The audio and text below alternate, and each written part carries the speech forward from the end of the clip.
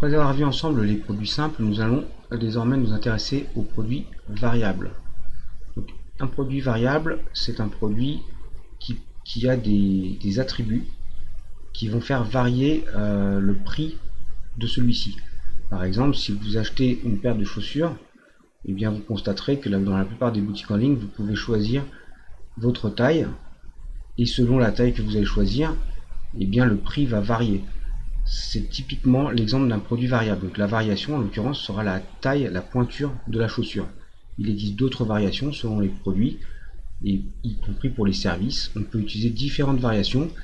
Et l'intérêt de cette notion de produit variable, c'est que du coup, on va éviter de multiplier les fiches produits, puisque la variation sera intégrée dans la fiche produit. Donc on va aller sur mon écran tout de suite pour voir comment on paramétrer tout ça.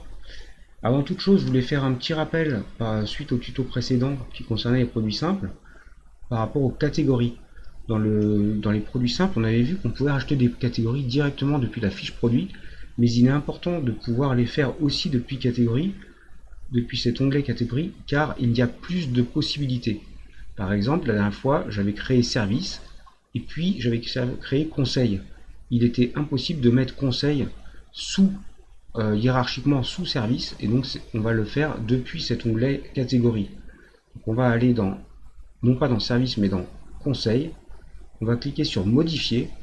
De cette façon là, on va pouvoir ici préciser une catégorie parente qui sera service, et c'est comme ça qu'on va pouvoir, en mettant à jour la fiche. On peut aussi changer la miniature pendant qu'on y est. Voilà, puisque là c'est la miniature par défaut. On va changer la miniature, on va mettre celle-ci, mettre à jour.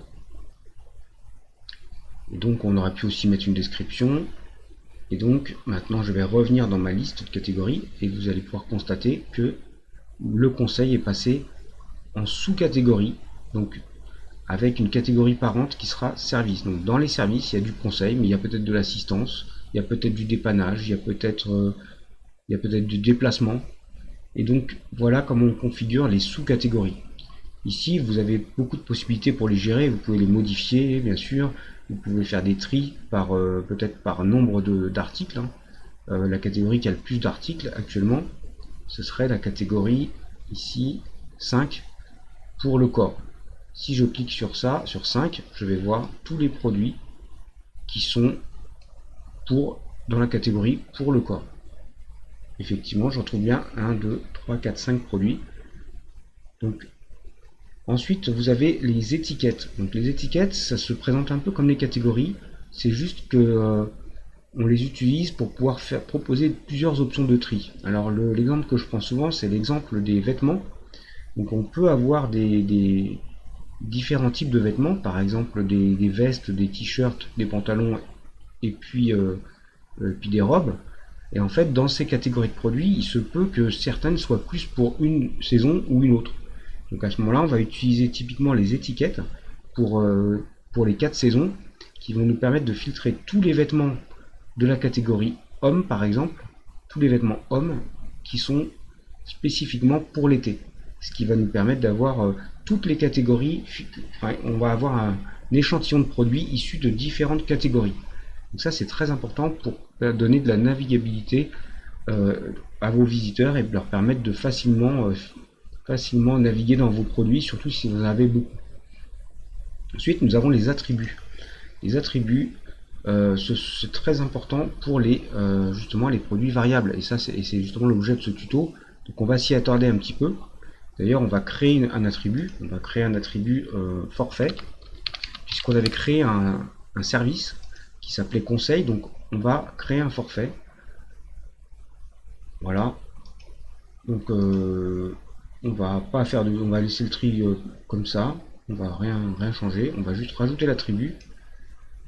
Voilà. Donc l'identifiant s'est créé tout seul. Ici, forfait. Donc ici, l'identifiant qui est ici, vous voyez.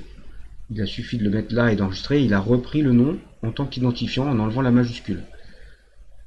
Ici, je constate que on me propose de configurer les termes. Donc ce sont des valeurs qui définissent le forfait. Donc on clique dessus et on va définir les termes de ce forfait. Donc ce forfait, il peut être d'une heure. Vous pouvez me commander 1 heure de service. Donc là, je pourrais décrire. Donc cette prestation ne prend pas en compte de déplacement. Par exemple, nouveau forfait. Vous pouvez rajouter un forfait de 3 heures, pourquoi pas. Nouveau forfait.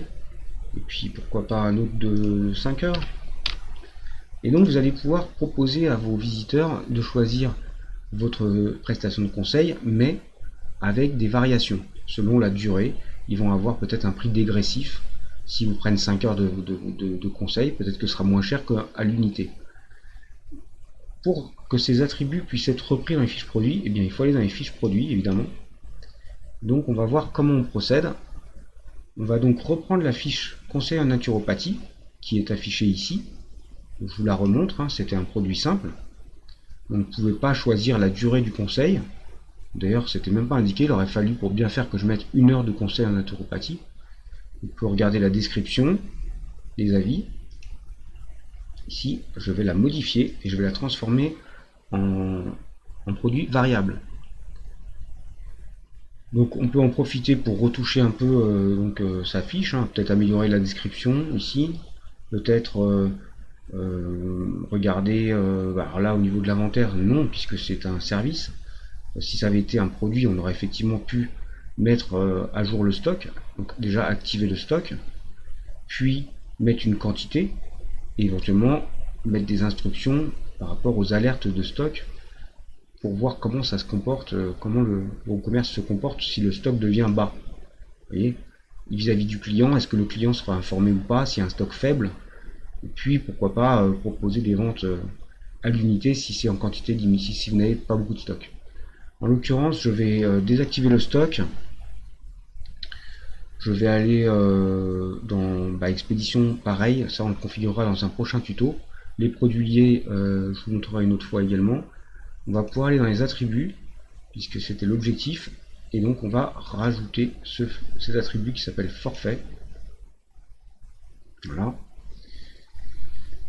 On va rajouter ici, on peut tout sélectionner.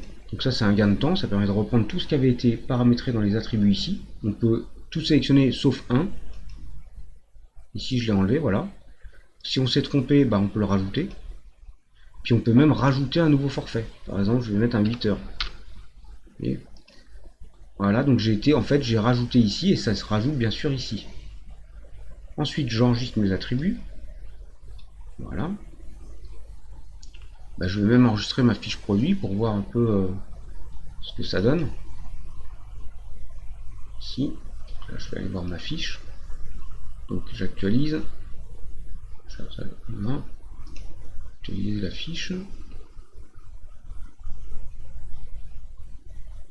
Alors, donc là, qu'est-ce que je retrouve? Je retrouve mon identifiant unique, donc c'est important d'en mettre un pour vous y retrouver. Chaque fiche produit est son propre identifiant.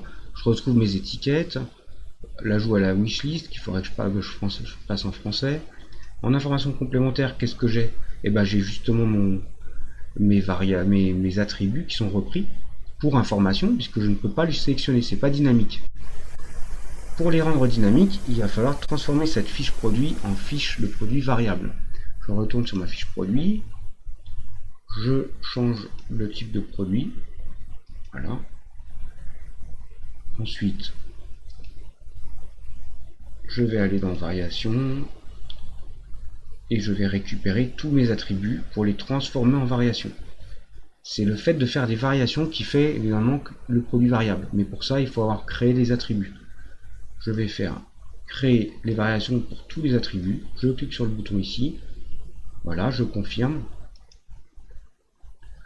voilà, je peux faire ça, et je clique sur OK, et là, toutes mes variations se créent, et donc ici, vous voyez, j'ai tout rempli, et donc maintenant, je vais pouvoir cliquer sur chaque variation, en dépliant ça, je vais pouvoir gérer chaque variation séparément comme si c'était des sous-produits. C'est-à-dire que je peux remplacer le visuel ici en disant quand c'est 1 heure, je mets par exemple ce logo. Voilà. Comme c'est un forfait, du coup, ça peut être. Donc ici par contre je garde mon code produit, je ne peux pas le modifier. Il peut y avoir une gestion de stock sur celui-ci et pas sur l'autre. Vous voyez, chaque produit est vraiment indépendant. Chaque produit, chaque sous-produit, chaque donc variation a ses propres caractéristiques et peuvent même avoir des descriptions. Donc description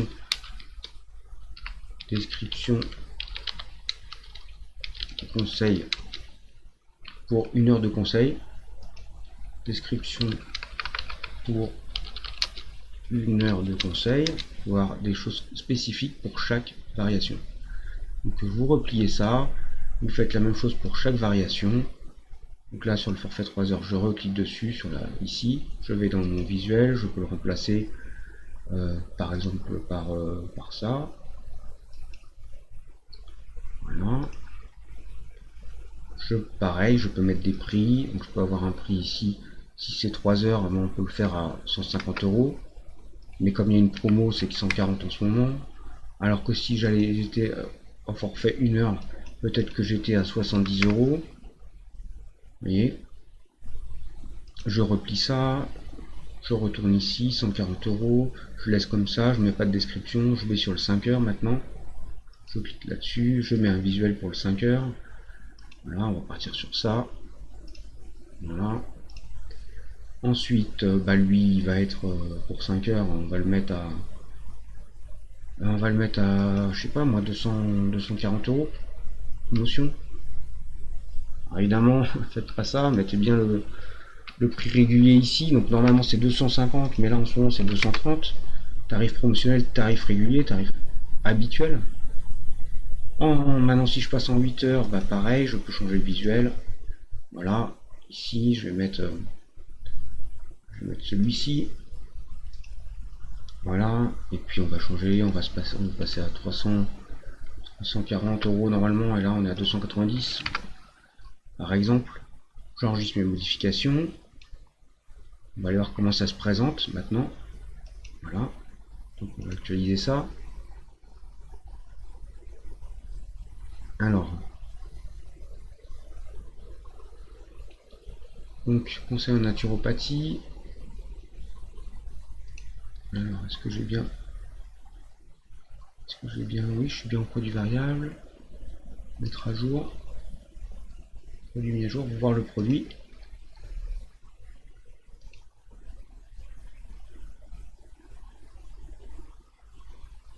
Alors, vous pouvez faire CTRL-clic pour voir le produit dans un autre onglet. Ça vous évitera de sortir de cette page. Et là, vous voyez, je me retrouve sur ma fiche conseil en naturopathie, mais cette fois-ci c'est un produit variable. Comme c'est un produit variable, vous gardez le titre ici, vous avez toujours votre loop, vous avez toujours votre promo, mais vous avez ici la variation. C'est-à-dire que cette fiche produit, le prix est compris entre 70 et 290 €, TVA comprise. Par contre, il y a ici donc ça qui est nouveau, et puis ça aussi, c'est l'option. Donc si je pars sur 1 heure, je me retrouve ici avec un prix 70 € TVA comprise, description pour 1 heure de conseil 70 €. Voilà, et c'est donc le visuel qui a été sélectionné pour représenter 1 heure de conseil qui s'affiche ici.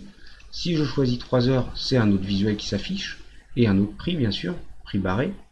Je peux changer mes quantités, ajouter au panier, et puis voilà, et bon, ainsi de suite. Donc là, je vais aller sur le forfait suivant. Vous voyez, à chaque fois, le visuel à la une est modifié, et ainsi que le prix ici. Ensuite, ce que je peux faire, c'est bien sûr l'ajouter au panier et faire mon processus d'achat, mais je peux aussi me débarrasser de cet onglet ici, puisque finalement, ça m'apporte pas grand-chose. Donc je peux aller ici, retourner dans ma fiche produit, aller dans les attributs,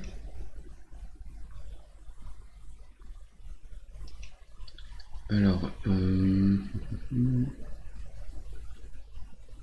donc attributs, supprimer, non, excusez-moi, j'ai un petit trou de mémoire. Il y a une option qui permet de ne pas... Là, je vais faire pause, je retrouve l'option et je reviens. Donc l'option dont je vous parlais, donc je vais supprimer cet onglet qui n'apporte rien. Et bien je vais dans attributs et je vais développer ça ici, donc je ne le trouvais pas tout à l'heure. Effectivement il était un peu caché, vous pouvez le cacher comme ça. Vous enregistrez ça, vous republiez votre fiche, bien sûr, vous mettez à jour votre fiche, mettre à jour, et vous allez voir que l'onglet ici va disparaître.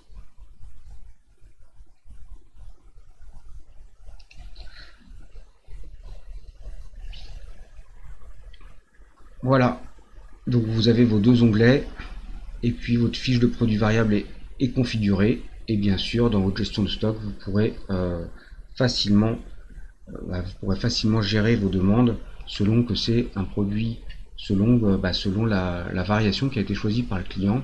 Et puis chaque variation va avoir sa propre gestion de stock, ses propres, en fait c'est vraiment, il faut le voir comme des sous-produits. Donc voilà pour cette leçon. Vous savez maintenant paramétrer des produits variables ainsi que des services variables, puisque c'est un peu la même chose. Je vous remercie de m'avoir écouté, je vous dis à très vite, et je vous dis, comme toujours, bon courage, à bientôt, au revoir.